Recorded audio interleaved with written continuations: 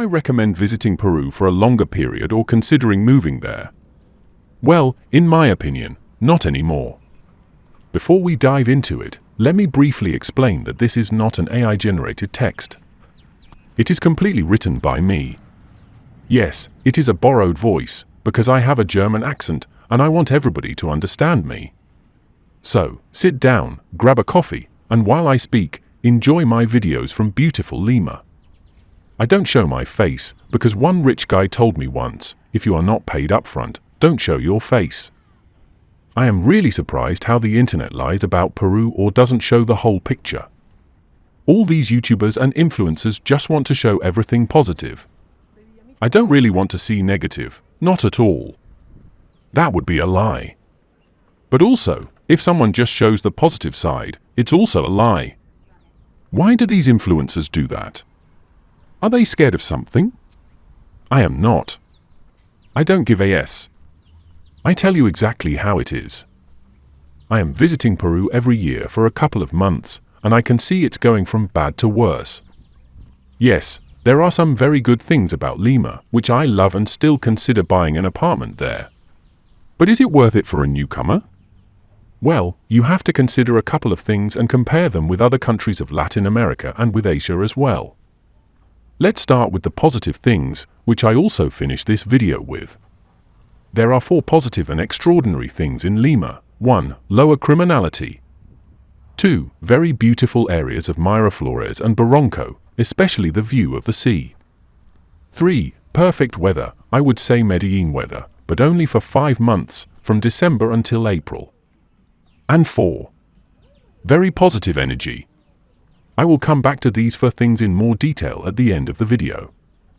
Now, let's speak about the negative parts that all influencers or even locals hide from you, and I don't really understand why. 1. The whole of Peru, except for a few clean neighborhoods, is very dirty. I'm sorry to say that, because it's not the people's fault. The government doesn't install enough trash cans and also doesn't ensure regular garbage collection but leaves it up to the people. The result? The whole of Peru, apart from some nice areas, looks like one big garbage dump. 2. Dog poop everywhere. I have seen dozens of dog walkers let their dogs poop right on the sidewalk and then not clean it up. Not to mention what is on these nice grassy areas where kids play and couples picnic on the weekends. I have not seen this even in Buenos Aires, a city known for having the most dog walkers in the world. Get ready to step in dog poop every now and then. 3. Waiting times. If you are trying to get something done, be prepared to wait a little longer than in other Latin American countries. It is a common problem in Latin America that you have to wait, even if you want to solve most primitive problem. But in Peru it is somehow a little bit longer than everywhere else. 4. Confusing supermarket scams. When you go to the supermarket, it's hard to read the exact prices of products on the shelves. I've been in a situation a few times where there was one price, but when I got to the checkout, I was supposed to pay another. So I asked how that happened. When I went to the shelf with the saleswoman, we discovered that the price tag didn't belong to the product. What was even more shocking for me, and this happened to me a few times, was when I said they needed to set it up correctly, they told me to leave it as it is. So, basically, when you have a full shopping cart with dozens of products, you end up paying 20 to 50% more than you expected. And I seriously suspect that these supermarkets do this on purpose. 5. Peruvians are not super nice, just nice. They are not very smiley either. They are not mean or arrogant. You won't meet super nice and smiling people in Peru like in Colombia, Paraguay or El Salvador. They are still much nicer than people in many European countries.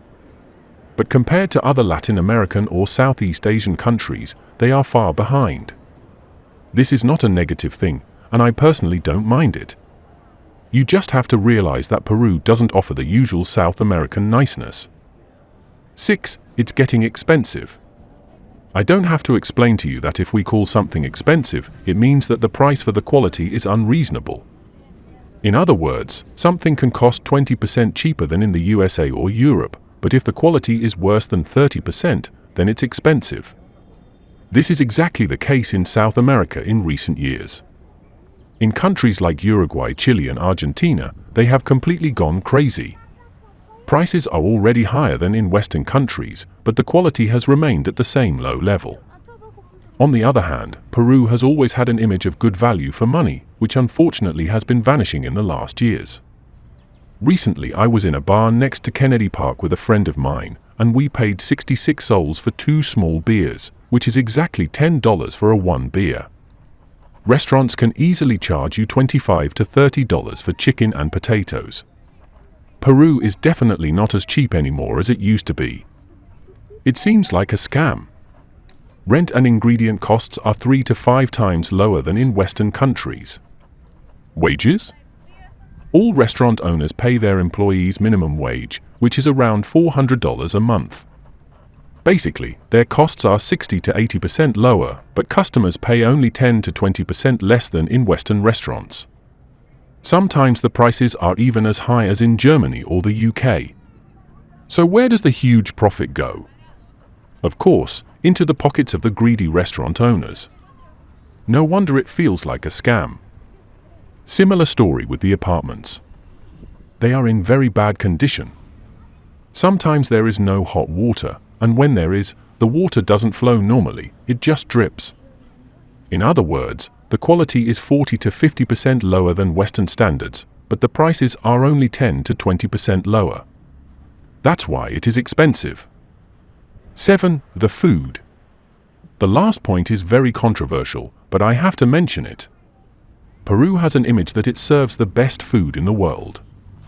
I have observed this in several restaurants, and I have to say that it's not true.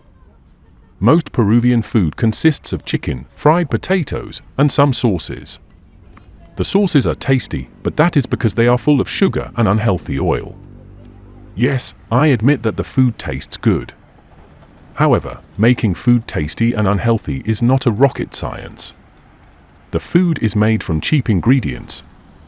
If you want to eat as healthily as in the Western world, be prepared to pay more than in Western world. Additionally, the kitchens don't always meet the highest standards of cleanliness. If there is trash on the street, how can you believe these kitchens will be clean? But what bothers me the most is when I ask people what fascinating can I see in the city. The answer is always the same: restaurants and food. Well, I don't fly half the globe to spend time in restaurants and eat. I want to see something that we don't have in Western world. Of course, there are many more bad things that are obvious and therefore no reason to mention them, such as bad traffic, the missing metro, dog poop, or the terrible quality of new apartment buildings. But don't get me wrong. I still love this country very much, and I keep coming back. However, some things are not presented correctly and are very confusing for new travelers. These will surprise them negatively, and they will never come back again. Therefore, I will now mention 4 very positive things about Peru, which are much stronger than the previous negative things and which influencers somehow don't talk about. No, it's not Machu Picchu. It's just the next overpriced tourist trap. 1. Lower criminality. Areas like Miraflores, Barranco, or San Miguel are outstandingly safe. Even a woman alone can walk there without any fear. Peruvian may not be super nice, as I mentioned before, but they are definitely not aggressive people. 2. The rocky coast and cliffs of Miraflores and Barranco with a beautiful view of the sea. That is something amazing and, I would say, underrated. You can sit there for hours and look at the sea, go there every single day, even for a lifetime, and never get tired of it. I have been traveling for 20 years, visited more than 60 countries, and lived in 7 countries for more than a year. I can say that there are very, very few places like that in the world, and this is one of them. Even Peruvians don't fully realize what rarity they really have. 3. Weather. From December to April the weather is just perfect. Not too hot or too cold. There is a nice fresh breeze from time to time. In other words, very, very pleasant weather during the day and at night. And what I especially like is that there are a lot of clouds without rain, which means that most of the time there is no direct sun. 4. Very positive energy. You know that feeling when you are looking for a new apartment and every time you enter the apartment, you have to feel that positive energy to decide whether to take it or not. I also apply this feeling when I visit new countries. And Peru is one of the few countries where I feel very good. Very comfortable and welcoming. It's hard to explain, but in Peru, especially in Lima, I feel peace in my soul. These are my pros and cons from my many years of observations in Peru. Some people may not like some of them, but I had to mention them. It's only good for Peru. In recent years, many tourists have left Peru disappointed because they expected something, but the reality badly surprised them. Now is the question, is it worth visiting it or even moving to Peru? And for whom? When you travel somewhere, you always consider, is it worth it? Is it worth my money and time? Are there some other better places? Well, it depends. I would divide it into 3 categories: short-time visitors, long-time visitors, and single guys. Short-term visitors. I definitely recommend a visit, even though it's getting more expensive. Still worth the money and time if you stay for a week or just 5 days. But probably only Lima. If you are a European, you might get bored in Cusco and the other ruins. Long-term visitors. Well, you need to seriously consider all my cons and pros and ask yourself, are there better places in the world, or even in Latin America, where I could better spend my time and money? If prices continue to rise, it's definitely not worth it. You don't want to support scams with overpriced restaurants and apartments. These unrealistically high prices have already destroyed long-term tourism in Uruguay, Chile, and Argentina. Once you cross the line where you can get better quality for the same price, or even cheaper, somewhere else, it no longer makes sense to stay.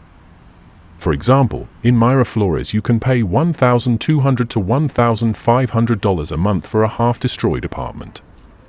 Or you get a nice new-build apartment in some Southeast Asian city with an infinity pool and a gym for $600 to $800 a month. Single guys. We have to divide it into a few more categories. Young passport bro? Well, places like Buenos Aires, Asunción, Medellin, or Rio may be better places for them. 60-plus single men looking for fun? If you love pay-to-play, you are here wrong. Southeast Asia, Brazil, or Colombia are much better places for transactional love. But if you are looking for an organic girlfriend with a reasonable age gap, Peru could be your place.